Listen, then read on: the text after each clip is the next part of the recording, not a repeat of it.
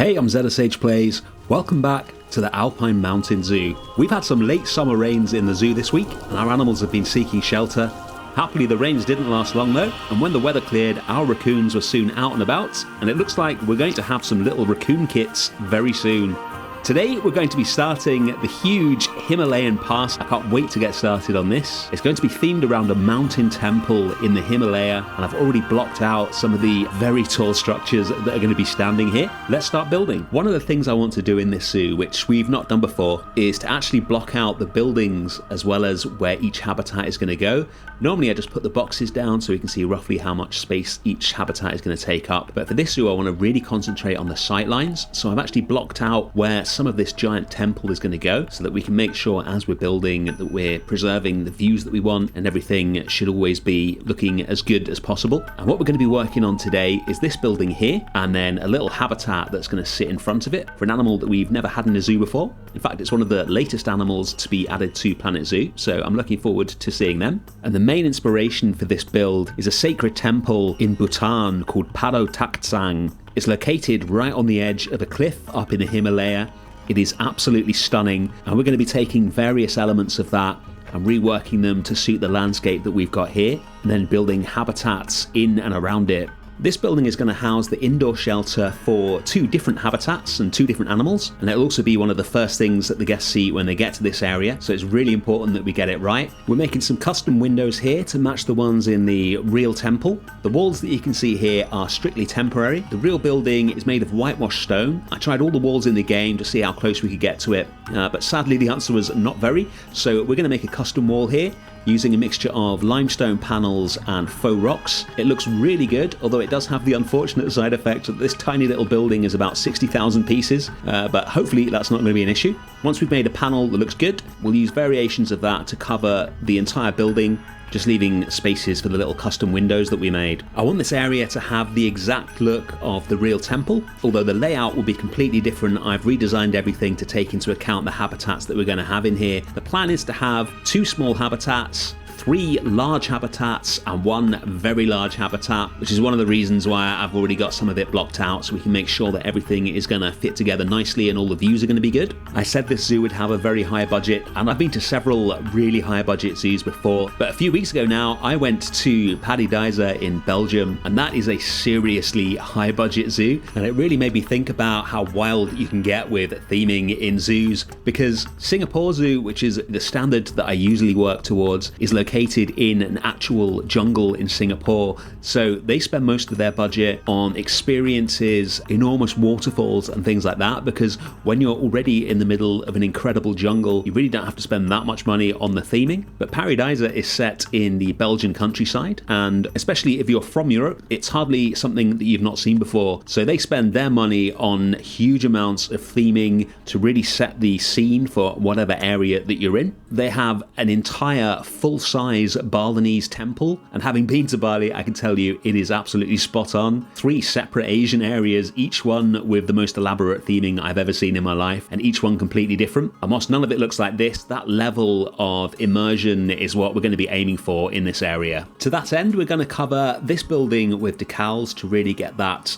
lived-in, ancient kind of look. So we got some moss decals, and we're going to put a big damage decal on here to make it look like the wall has come away a bit, and just delete all the stones that are covering it. Gives us a really pleasing 3D effect there. We'll get some more details in, and then we'll take a look at what we've got so far. It's already starting to come together nicely. Let's get to work on the rest of the building. For this part of the building, we're going to slope the walls so that they are thicker at the bottom than they are at the top. I'm not sure if the real building does this or not. I just thought it'd be cool to have that at this end of it, just to differentiate it slightly from the single story part of it at the front. So we'll do that. We're using panels rather than wall pieces here, so we can rotate them like this. And once we've got those at an angle that we're happy with, we'll take some more stones and just kind of fill in from the front part of the building to the back.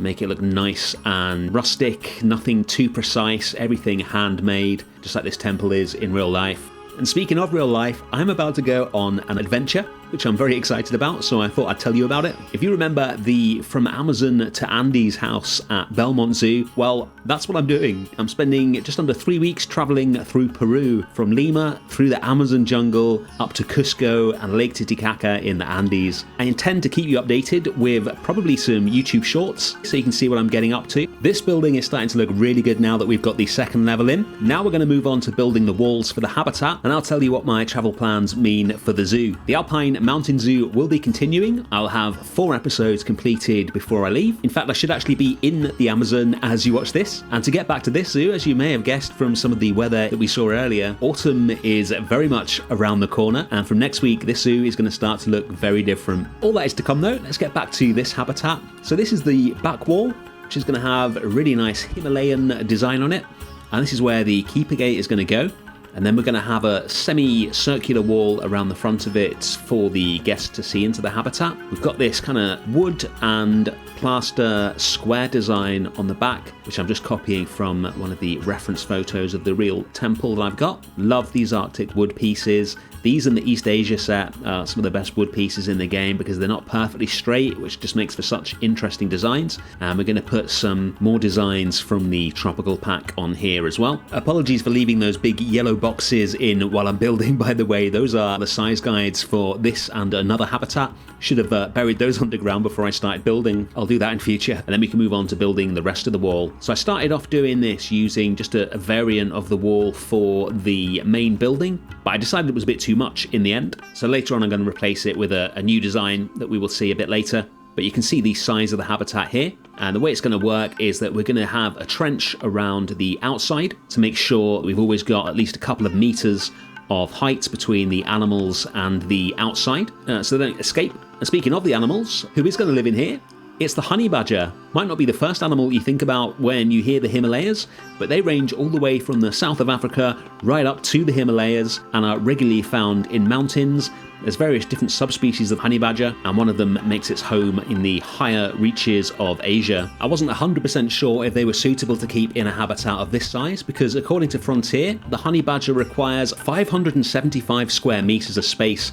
However, when I looked for the care manual for honey badgers, and they come under the mustelid care manual, although there was no specific advice for the honey badger, the advice for mustelids like the wolverine was a minimum of 160 square meters of space. So including the indoors, this habitat is going to be just shy of 250 meters. While that's only half of what the game recommends, it would appear that that is the correct size for real zoos. And to be fair, these guys are pretty small. We're only going to have one of them, and when he's in here, I think this looks like a really good size for him. That's the habitat gate in. We're just going to reconfigure this wall so that gate sits in there nicely, and then we'll get a little hatch for our honey badger to get in and out of the outdoor part of his habitat.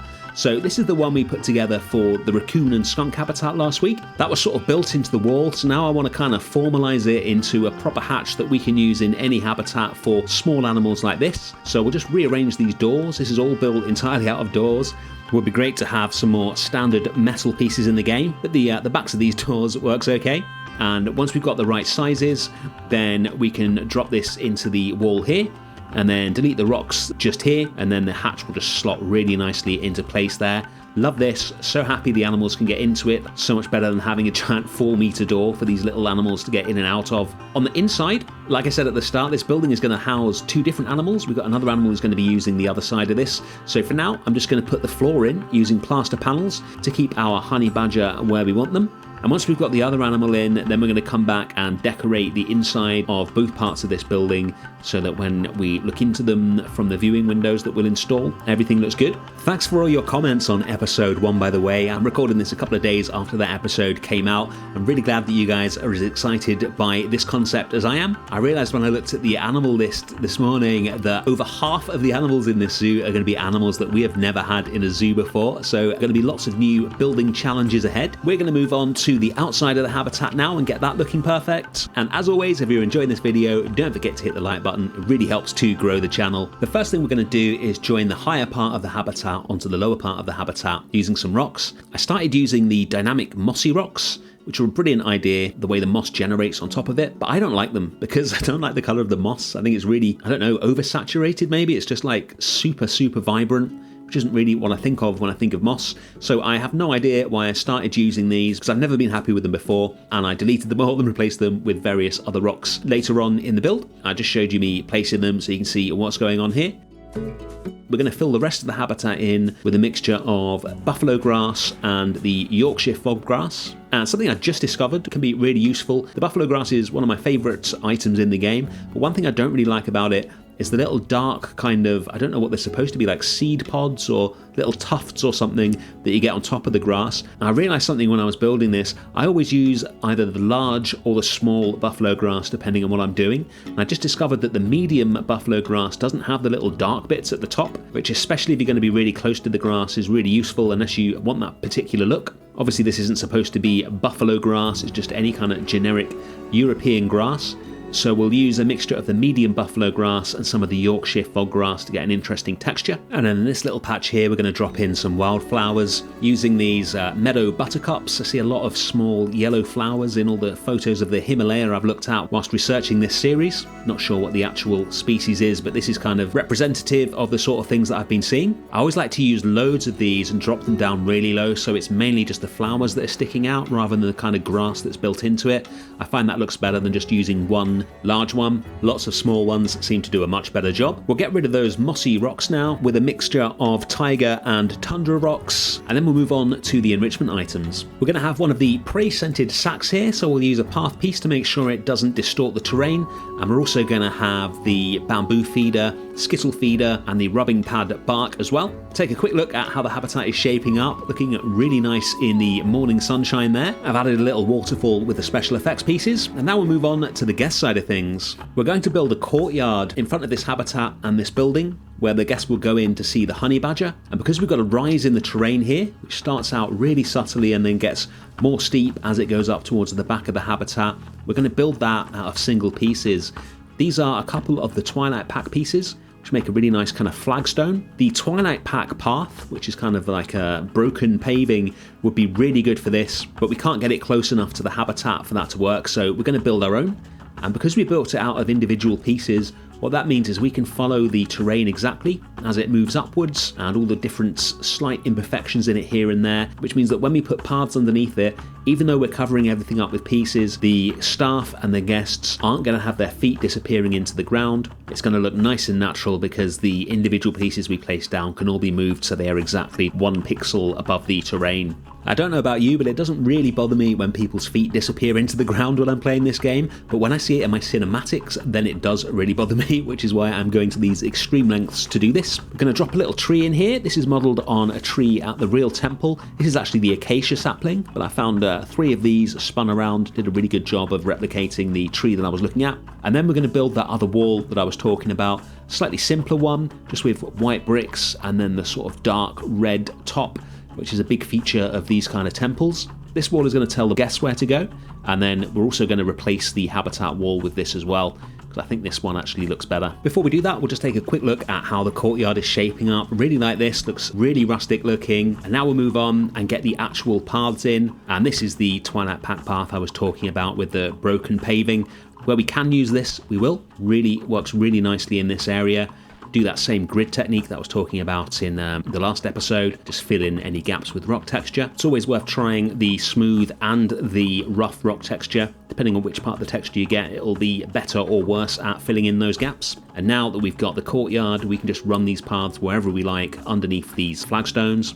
And we'll have a staff path going up into this area here, which is the final thing that we're going to do today, so that our keepers have a keeper hut to use, and that'll all be hidden away in the little building at the top of the screen. We'll put some plaster flooring in to cover up the ground. You can see a little retaining wall I've built out of some rocks there, just to make the join between the lower and the higher parts of the terrain look realistic. We'll drop a keeper hut in here, and then we'll extend this building slightly and put some wood pieces in for a roof, so that we've got just a little outbuilding there which the keepers can get into, and then we'll cover the whole thing up with some more wood pieces so that it's not too visible. And that is the beginning of the Himalayan pass complete. Let's take a look at it. I love how this area looks in the sunrise.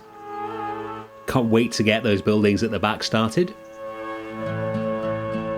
And here's our little honey badger. I love the way these guys just bop along. They're so bouncy. I think this is a small but pretty perfectly formed habitat for them. He's going to go down to the rocks and have a little sniff about at one of his enrichment items, and then bop back into his habitat. They may have a mean reputation, but I think the honey badger is really, really cute. Let's take a look at it from a bit further away. You can really start to see the scope of where this area is going to go from here. Love this shot. The buildings behind are going to be a lot more impressive. This is where we started today, and this is what we have built so far. Lots more work to go, but I've got to say I'm really enjoying what we've built in this zoo so far. Thanks for watching as always. Thank you to those of you who have joined the Explorers Club. Next week, autumn is here, and I'll see you again then for some more Planet Zoo. Bye.